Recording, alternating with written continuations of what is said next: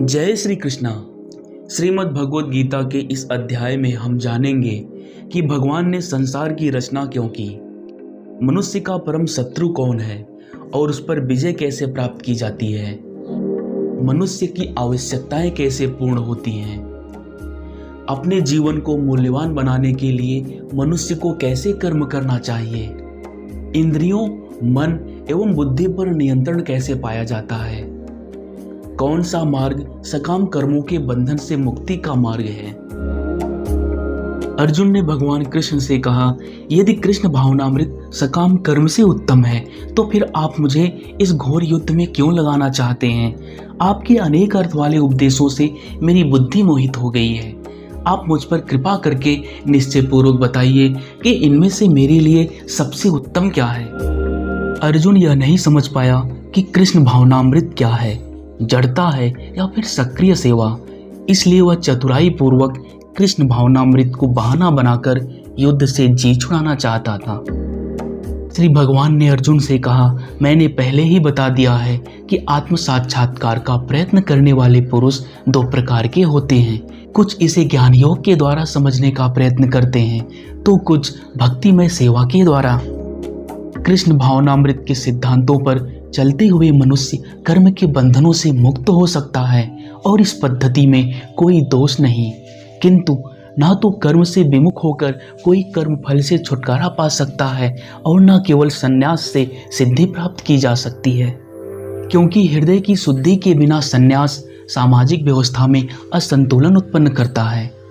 प्रत्येक व्यक्ति को प्रकृति से अर्जित गुणों के अनुसार विवश होकर कर्म करना ही होता है। कोई भी एक क्षण भर के लिए भी बिना कर्म किए नहीं रह सकता।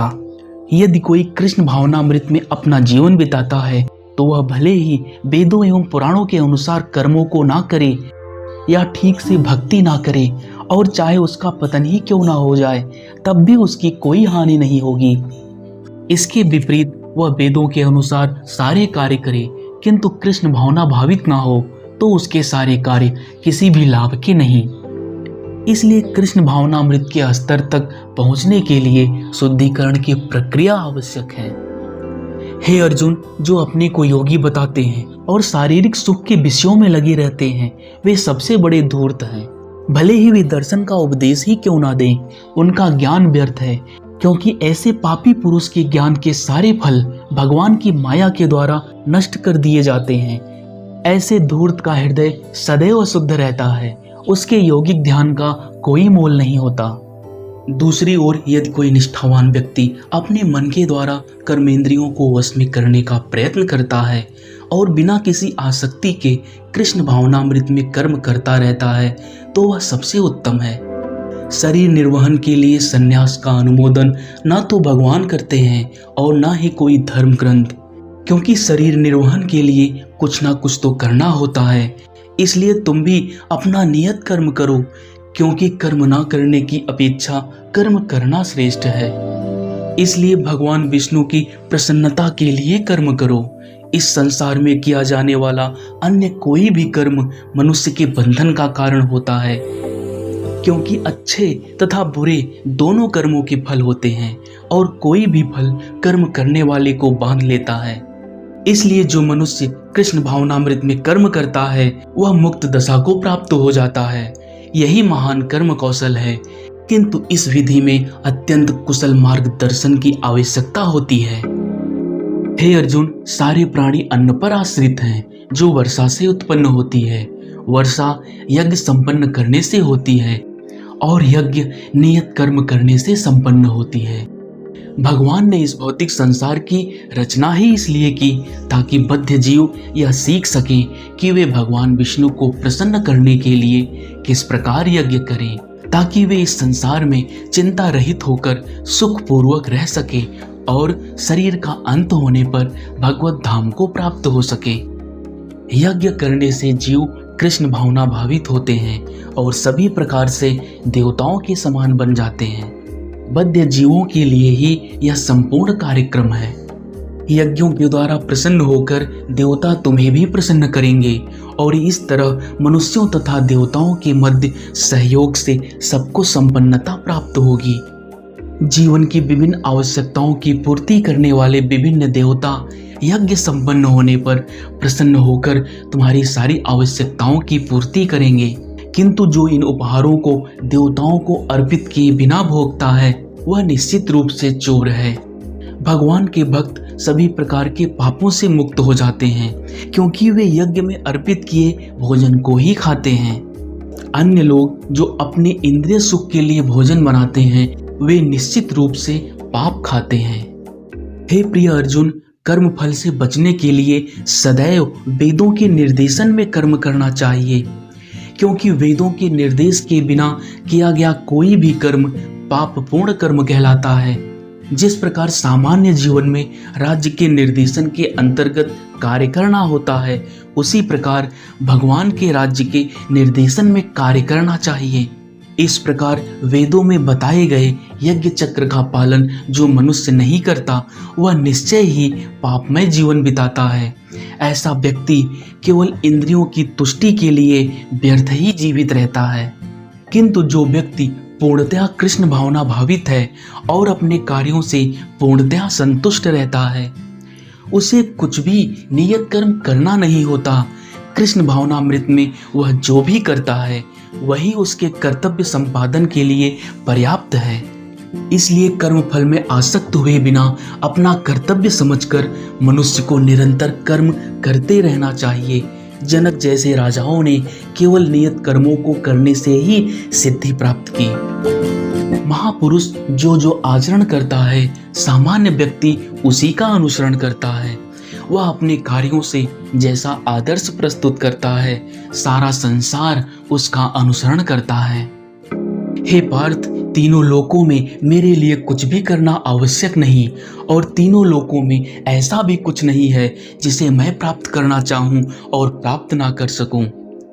फिर भी मैं नियत कर्म कर रहा हूं, यह सिद्ध कर रहा हूं कि निष्काम कर्म के मार्ग पर चलते हुए जीवन बिताना संभव है। क्योंकि यदि मैं ऐसा ना करूं तो सारे मनुष्य मेरे पथ का ही अनुगमन करेंगे और ये सारे लोग नष्ट हो जाएंगे। इस तरह मैं संपूर्ण प्राणियों की शांति का विनाशक बनूंगा।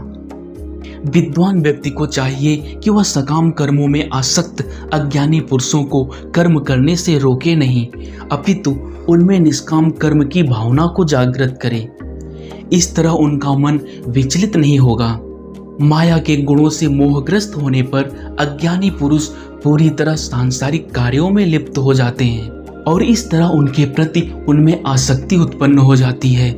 ज्ञान अभाव के कारण उनके ये सारे कार्य अधम होते हैं। हे अर्जुन, तुम अपने सारे कार्य मुझे समर्पित कर दो, मेरे पूर्ण ज्ञान से युक्त हो जाओ, लाभ की अभिलाषा का त्याग कर दो तथा किसी वस्तु पर अपना स्वामित्व जताए बिना आलस्य से रहित होकर अपने धर्म का पालन करने के लिए युद्ध करो। जो व्यक्ति मेरे आदेशों के अनुसार अपना कर्तव्य करते रहते हैं और ईर्ष्या से रहित होकर इस उपदेश का श्रद्धापूर्वक पालन करते हैं, वे सकाम कर्मों के बंधन से मुक्त हो जाते हैं। जब मनुष्य प्रकृति के गुणों के वशीभूत हो तो उसे उस विशेष अवस्था के लिए नियमों का पालन करना चाहिए। उसे किसी अन्य का अनुसरण नहीं करना चाहिए। जब मनुष्य प्रकृति के गुणों को लांघकर कृष्ण भावनामृत में पूर्णतया लीन हो जाता है तो उस स्थिति में एक क्षत्रिय ब्राह्मण की तरह और एक ब्राह्मण क्षत्रिय की तरह कर्म कर सकता है, क्योंकि दिव्य अवस्था में भौतिक संसार का भेदभाव नहीं होता। अर्जुन ने भगवान से पूछा, मनुष्य ना चाहते हुए भी पाप कर्मों के लिए प्रेरित क्यों हो जाता है?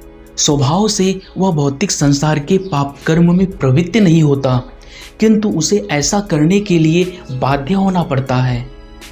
भगवान ने कहा, जब जीवात्मा भौतिक संसार के संपर्क में आता है, अर्थात जब उसका जन्म हो जाता है, तो उसका शाश्वत कृष्ण प्रेम रजोगुण की संगति से काम में बदल जाता है और जब काम की संतुष्टि नहीं होती तो यह क्रोध में बदल जाता है। क्रोध मोह में और मोह इस संसार में निरंतर बना रहता है। इसलिए काम ही मनुष्य का सबसे बड़ा शत्रु है और यह काम ही है जो विशुद्ध जीवात्मा को इस संसार में फंसे रहने के लिए बाध्य करता है।